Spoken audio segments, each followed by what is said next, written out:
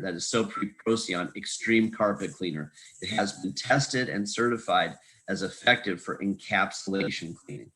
This system forms a crystal around the dirt, and then it takes the oily soils and makes them dry so that ordinary vacuuming can often remove them. But most often an encapsulation system, you're going to be using a Symax or a counter-rotating brush machine. And if you haven't tried these systems, I really recommend that you add them to your arsenal of cleaning tools. A counter-rotating brush or CRB system is just amazing. And you can just pre-spray either with a mounted tank or just your normal carry-along sprayer, and then go back with the CRB, counter-rotating brush machine, and just get all that encapsulated dirt out of that carpet. Your clients will be amazed, and it's a low moisture method so that the carpet cleans or dries very quickly.